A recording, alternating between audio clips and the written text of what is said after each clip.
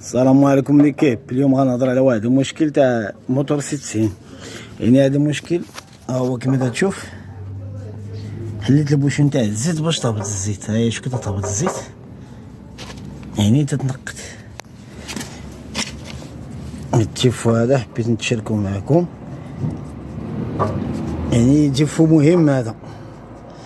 هذا تيفو مهم، الا ما تصلحش غيبقى تجي لنا مشاكل. يعني فاش تطلق الزيت الكونطا راه ما كايناش، هو الكروب عامر بالزيت. انا نعاود نقلب بحال هاد الشكل.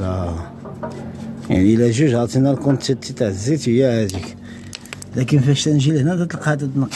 يعني في هاد الحاله كاين اللي تيقبض الطورنيفيس وتيخشي هنا في هاد البوشون تاع الفيدونج، تيخشي الطورنيفيس تم وتيتقب الشبكه اللي هي الصفايه تاع الزيت. فاش تقب هاديك الصفايه تيتزاد مشكل اخر، تيطلع شي ظرف تاع الحديد للفوق.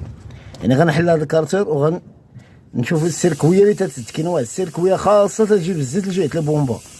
يعني فاش تتسد هذيك السيركويه واخا الموتور فيه الزيت، يعني واخا تيكون الموتور هو فيه الزيت والسيركويه مسدوده، ما تبقيش تجي الزيت جهه البومبا باش تطلع باش تكريسي الموتور مزيان. تيبقى الموتور فيه تسرسير، هي الزيت كاينه وطالعه. فاش تحل البوشون تاع الكيلاس تلقى الزيت طالعه لكن ما كافياش.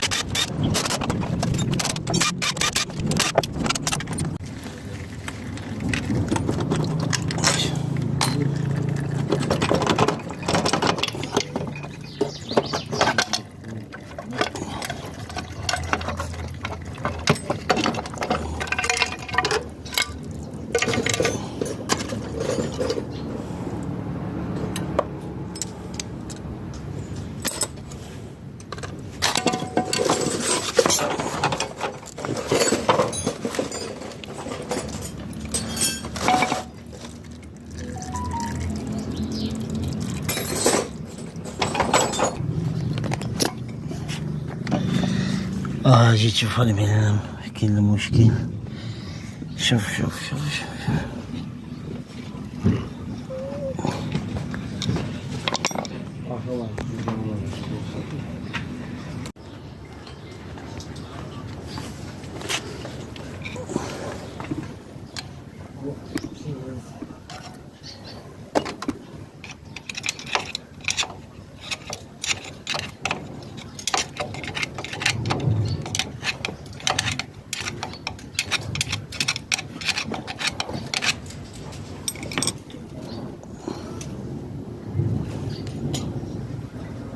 هذا المشكل. هو هذا شحال